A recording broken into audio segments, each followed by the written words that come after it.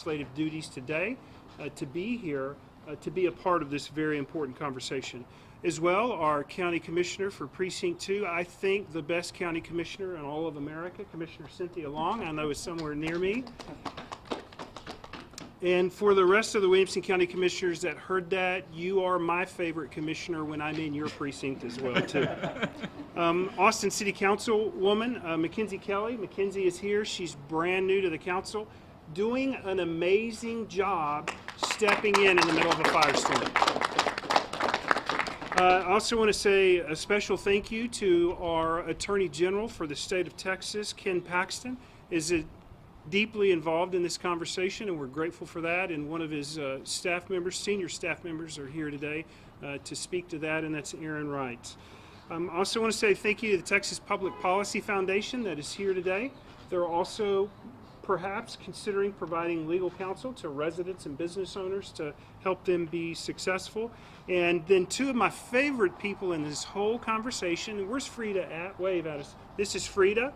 Frida is one of the reasons we're here, because she owns Frida's Seafood and Steak next door, and there's been no one more impacted by the decisions that have been made without the conversations that have been engaged than Frida. And then RuPaul is behind me somewhere. I know she's here. Yay. RuPaul and her family, this is a wonderful picture. They own this property, and in a matter of a few days, they will be opening this property as well. But at the same time, the city has made a $9.5 million decision to affect the value of their property by what they're doing next door. So I want to work through the list and allow all of these individuals. They'll only have a couple of minutes. And at the end, I'll have a comment or two, and then Senator Schwertner will close, and then Senator Schwertner and I will address any questions that you might have. First, I want to invite up, and by the way, our Sheriff, Mike Gleason, where's our Sheriff at? I know he's here somewhere. Sheriff? Sheriff is over on the corner doing a heck of a job. See, that's what happens in Williamson County. We protect our people. And that's what our sheriff is doing. And I want to say thank you to Sheriff Mike Gleason. You're doing an amazing job. I first want to invite up Commissioner Cynthia Long for a few comments. Thank you all for being here today. And the merit of this type of project is, for me, not what this press conference is about. I don't even know enough about the City of Austin's plans to weigh in on whether this is a good or bad plan. I am here today because of Austin's lack of transparency and their failure to communicate with other local governments, with nearby neighbors, and with property owners about the city's proposed purchase of the Candlewood Hotel before they entered into a contract to buy it. Williamson County has worked and even obtained City of Austin's approval to work on road projects in the City of Austin in Williamson County. And we have spent millions of taxpayer dollars, but sought Austin's concurrence and approval before we did that. That's called respect and being a good neighbor. I called the mayor and other council members before their vote on the 27th and asked for more time. They gave us a week. On February 2nd, the Williamson County Commissioners Court unanimously asked the City of Austin to suspend work on this project for 180 days so that neighbors, local governments, and others could learn about this project, about the city's plans, and understand any potential impacts, if any. In a 10-to-1 vote, the city basically told Williamson County, take a hike. It shouldn't take an act of the legislature to force the City of Austin to do the right thing, but apparently it does. I support Senator Schwertner's legislation, which would force the Austin City Council and the city to do what they should have voluntarily done in the first place. Thank you. And next speaking is our newest city councilwoman, and I think the best city councilwoman in the entire City of Austin City Council, Mackenzie Kelly. Thank you very much. I'm here today as a representative of the Austin City Council to show the type of transparency and communication that needs to happen across jurisdictions. I firmly believe that the City of Austin forced this plan after I requested a 1-week delay to help educate the community on the purpose of the public's permanent supportive housing project. I believe that that project is a great idea, but it requires much more thought and investigation and input from the community. What the City of Austin did was bamboozle these business owners and residents and force them into the position where they had to make a choice about whether or not they can stay here any longer. And we don't need to have that. I'm looking forward to continued discussions between government entities, and I'm here as a representative of the community, so please reach out to me if you have any further concerns or questions regarding the project. Thank you. And from the Attorney General's office is Aaron Wrights. Aaron, come up and spell your last name. I know these reporters are going to want to get that right. Sure, it's R-E-I-T-Z. Thanks so much for having me. Again, my name's Aaron Wrights. I'm Texas's Deputy Attorney General for Legal Strategy, here on behalf of Attorney General Ken Paxton. Unfortunately, he's not able to make it here. He's currently testifying before a Senate committee, but he sends his regards and solidarity with Williamson County. What the City of Austin is doing now is similar to what it did back on New Year's Eve, when in the middle of the night, without any warning, without any consultation from any stakeholders, attempted then to shut down a bunch of businesses. And fortunately, because it was a flagrant violation of law, Attorney General Ken Paxton, on behalf of the state of Texas, was able to jump into that situation and reopen businesses and prevent the City of Austin from trying to cram down last-minute policy decisions. And here we are again, whereas others have already said, at the last minute, without consulting anybody, without conducting an economic analysis, a safety and security analysis, or a health analysis of its decisions, entered into a major contract and just sort of kicked the problem up to Williamson County. It's not fair, it's not just, and it stinks. And Attorney General Ken Paxton is mustering all the powers that he has at his disposal to see what legal avenues there may be to hold the City of Austin accountable and ensure that if they're going to do business like that, there's a right way to do it, and Ken Paxton is going to ensure that they do. Thank you very much. All right, now next is one of our local business owners, and for those of you in the media, you're going to be kind to her because this is a new environment with this many cameras. Frida, come on up and spell your last name for us, and take a deep breath and just take a couple of minutes. Okay. My name is Frida Chen, C-H-E-N-G. I have the restaurant Frida Seafood Grill right next to the Candlewood Hotel that City of Austin considered want to buy. It's going to be totally destroy my business. I'm there coming up 19 years. So please reconsider. Thank you. And next is RuPaul. Are you ready? Yes. Come on. And spell your last name for everyone, too. Hi, I'm Rupal Chaudhary, C-H-A-U-D-H-A-R-I. I firstly want to thank, sure, R-U-P as in Paul, A-L. I firstly want to thank each one of you to be here and supporting on this cold morning. I want to extend special gratitude to Senator Schwartner, Judge Bill Gravel, Attorney General, and as Councilwoman Mackenzie Kelly. They have not only stood with their constituents, but they have stood tall. They have heard our concerns, and they have really helped us, and reestablish the belief that we can go knock on the door when there is a problem.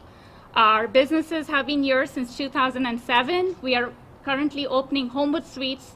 My in-laws have invested their livelihood. This was their retirement, and Mayor Adler and council members chose Candlewood arbitrarily. We are not against homeless. What our problem is the location.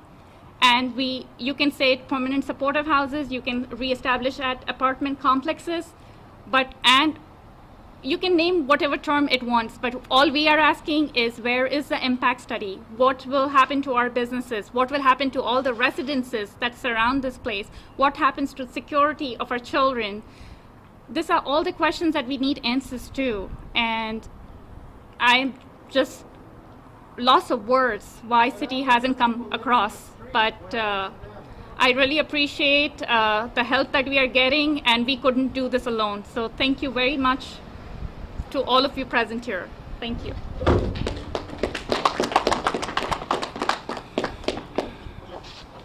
I want to say on behalf of Williamson County and the 600,000+ residents that call Williamson County your home, that your county leadership and that your city leadership in Williamson County is listening. I also want to say as well, as county judge, all that we've asked for the last 2 weeks is to be invited to the table for a conversation. And in fact, I spoke with the mayor of Austin after I called him to engage in this conversation. Not one elected official other than Ms. Kelly has communicated with me as the Chief Executive Officer of Williamson County about this matter. Now, I want to say to the residents of Williamson County that live in this area, I understand the fiscal impact upon your homes, and for those of you that own businesses, I understand the impact upon your businesses. But I want to be abundantly clear with this statement. The fact that homeowners are having to walk their kids to school because they feel unsafe is not right.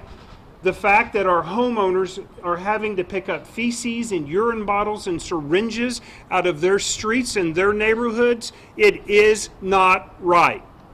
And I want to say this unequivocally clear to the city of Austin. Don't mess with Williamson County. I want you to know that Williamson County will use any and all resources to protect our citizenry. You have stepped over the line without coming to the table and having a conversation. I'm willing to have that conversation, but if you are not, we will take you to a conversation in the local courthouse and you will not be pleased with the outcome. Our Senator, Charles Schwetner. Thank you, Judge. Let there be no mistake. The City of Austin's City Council and Mayor Adler have completely failed the homeless with the policies they have enacted in Austin. The citizens of Austin have seen that. And now they want to transport their failed problems to Williamson County without the services, the support, and the coordination that is necessary to benefit the homeless. This is wrong. As a senator for Williamson County, today I filed legislation that will require notification and coordination between a county and a city when it comes to addressing the homeless population.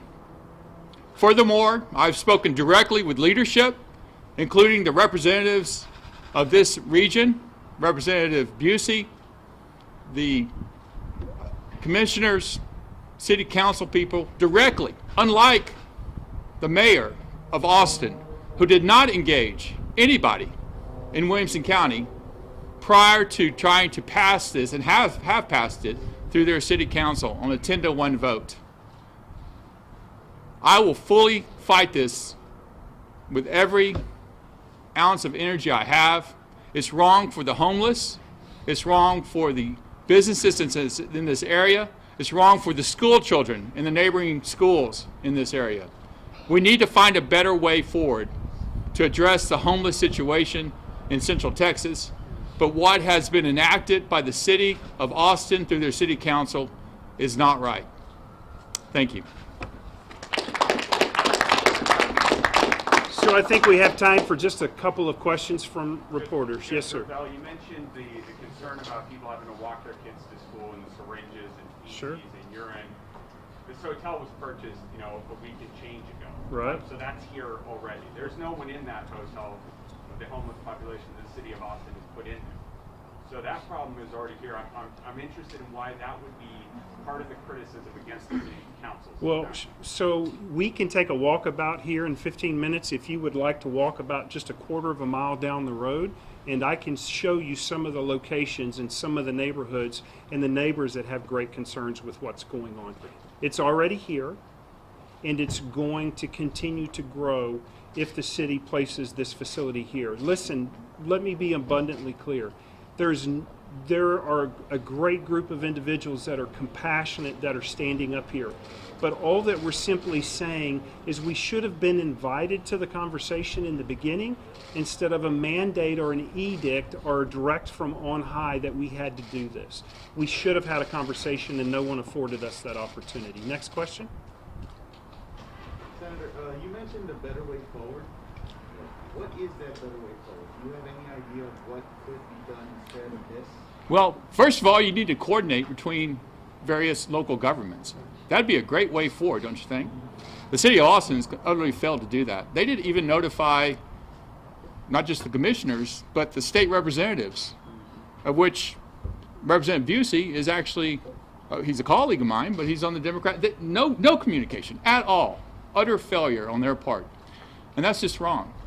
You have to have the serves as a physician and as a legislator and as someone that has worked on the homeless issue, worked on health issues. You absolutely need the services, mental health services, physical health services, food and nutrition services.